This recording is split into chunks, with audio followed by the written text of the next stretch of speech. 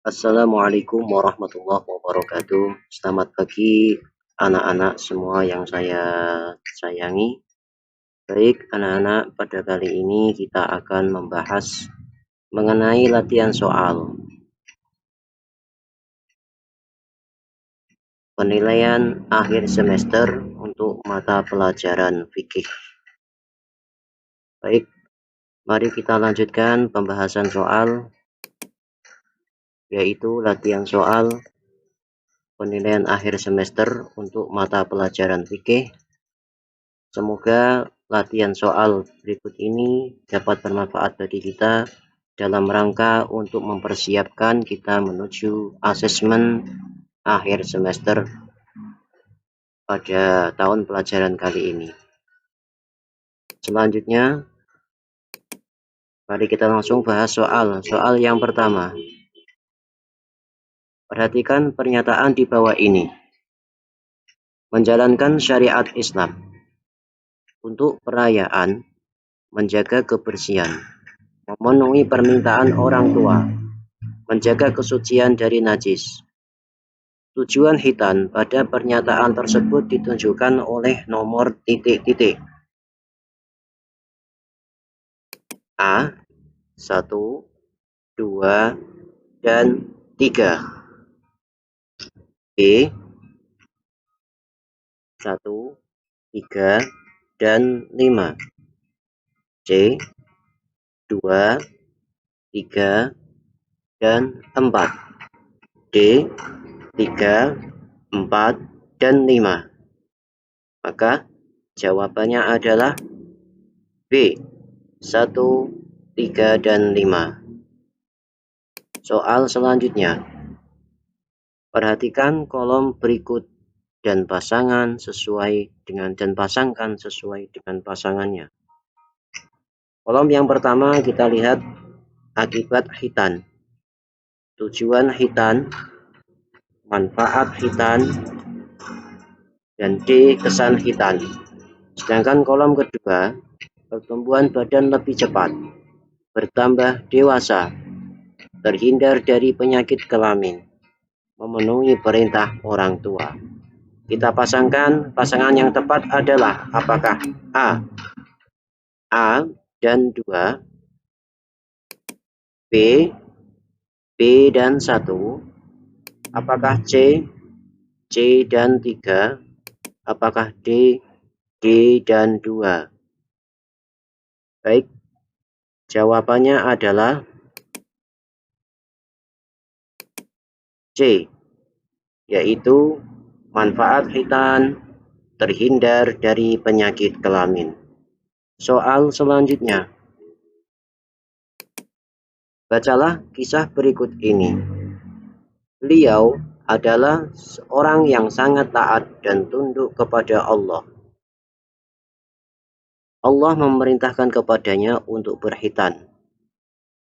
Setelah berkhitan, beliau juga mengkhitan putranya.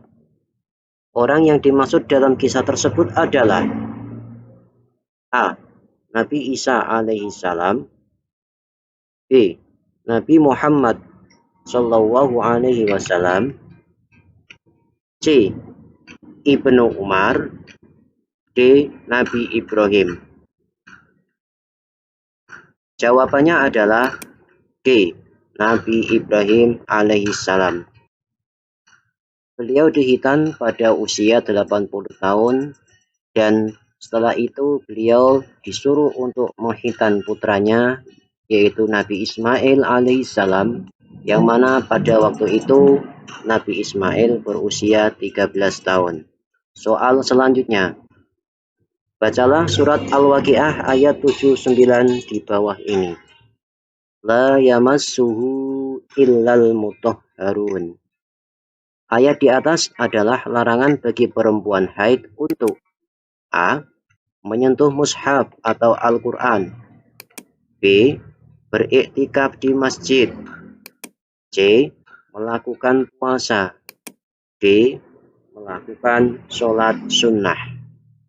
Dari ayat ini, la yamassuhu illal mutahharun, tidak diperbolehkan menyentuh mushaf kecuali orang-orang yang telah suci. Maka jawaban yang tepat adalah A. Menyentuh mushaf atau Al-Quran. Soal selanjutnya.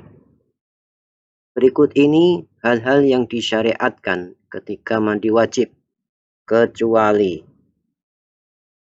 A. Berniat, B. Mengalirkan air ke jari-jari dan rambut, C. Memakai sampo, D. Menyiram air ke seluruh tubuh. Hal-hal yang disyariatkan ketika mandi wajib. Ini otomatis adalah beberapa rukun mandi wajib. Kecuali berarti yang bukan. Apakah A, B, C, atau D? Maka jawabannya adalah C. Memakai sampo. Jadi memakai sampo bukanlah rukun dalam mandi wajib. Yang terpenting dalam mandi wajib itu ada niat, mengalirkan air ke seluruh tubuh, dan mengalirkan air ke jari-jari dan rambut. Selanjutnya, berikut ini adalah hal-hal yang tidak diperbolehkan bagi wanita haid, kecuali A. Mengerjakan sholat, B. Puasa hari Senin, C. Membawa Al-Quran, D. Mendengarkan bacaan Al-Quran. Jawaban yang tepat adalah mendengarkan bacaan Al-Quran. Jadi bagi wanita yang haid, itu yang tidak diperbolehkan antara lain mengerjakan salat, puasa, membawa atau menyentuh Al-Quran, iktikaf di masjid, tawaf. Di sini ada kecuali, berarti mendengarkan bacaan Al-Quran. Baik, soal selanjutnya. Perhatikan kegiatan di bawah ini. 1. Khitan, 2. Mandi, 3. Memotong kuku, 4. Wudhu, 5. Memotong kumis. Kegiatan yang ditunjukkan nomor 1, 3, dan 5 merupakan titik-titik. 1, 3, dan 5 merupakan A. Kewajiban orang Islam, B. Tuntunan fitrah, C. Sunnah Rasul, D. Kegiatan di hari Jumat. Jawabannya adalah tuntunan fitrah. Perlu diketahui bahwasanya tuntunan fitrah itu ada 5. Yang pertama adalah khitan, yang kedua adalah memotong kuku, yang kelima adalah memotong kumis, yang keempat adalah mencabut bulu ketiak, dan yang kelima adalah mencukur bulu kemaluan. Jadi jawabannya adalah B. Tuntunan fitrah. Soal selanjutnya. Perbuatan berikut yang sebaiknya dihindari dalam mandi wajib setelah ihtilam adalah A. Menggunakan air secukupnya, B. Mendahulukan yang kanan daripada yang kiri, C. Menyucikan najis yang melekat di badan, D. Menggunakan air yang berlebihan. Yang dihindari dalam mandi wajib, baik mandi wajib setelah ihtilam ataupun setelah haidnya berhenti. Maka jawabannya adalah menggunakan air yang berlebihan. Soal selanjutnya. Perhatikan 2 kolom berikut ini. Kondisi A. Haid, B. Ihtilam, C. nifas. Dan peristiwa 1. Mimpi basah yang biasa terjadi pada malam hari. 2. Suatu peristiwa yang terjadi sebulan sekali. 3. Suatu peristiwa yang terjadi setelah melahirkan seorang anak.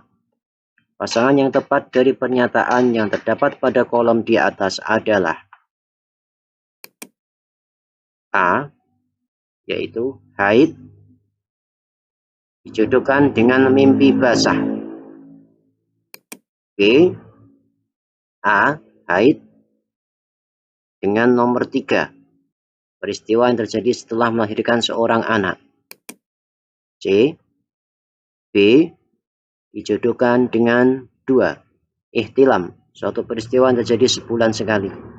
Dan D. Yaitu C. Dijodohkan dengan nomor 3. Nifas, yaitu suatu peristiwa yang terjadi setelah melahirkan seorang anak. Maka jawaban yang betul adalah C. Nifas. Nifas adalah peristiwa keluarnya darah dari rahim seorang perempuan karena setelah melahirkan.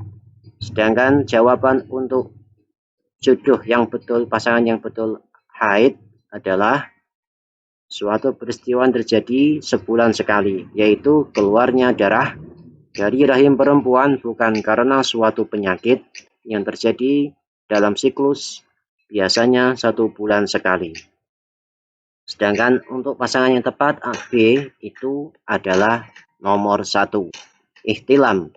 Ihtilam atau keluar air mani karena suatu peristiwa, yaitu mimpi basah yang terjadi pada malam hari. Ya, sebenarnya bukan malam hari saja, kapanpun bisa terjadi. Selanjutnya adalah soal nomor 10.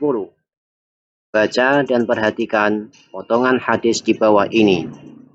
Rufi'al qalamu an salasatin. Anin naimi hatta yastayqidha wa anis sobiyyi hatta titik-titik. Lanjutan hadis di atas adalah A. Al-majnuna. B. Yahtalima. C. Ya'kila. D. Yahtatina. Jawaban yang tepat adalah B. Yahtalima. Jadi seorang dalam keadaan 3 hal ini dia diampuni, maksudnya tidak berdosa, yaitu orang yang tidur sehingga dia bangun, terus anak kecil sehingga dia ihtilam atau balik. Sekian dulu pembahasan soal pada kali ini. Semoga bermanfaat dan bersambung pada pembahasan soal yang selanjutnya. Tetap ikuti video ini dan jangan lupa subscribe dan share. Terima kasih. Wassalamualaikum warahmatullahi wabarakatuh.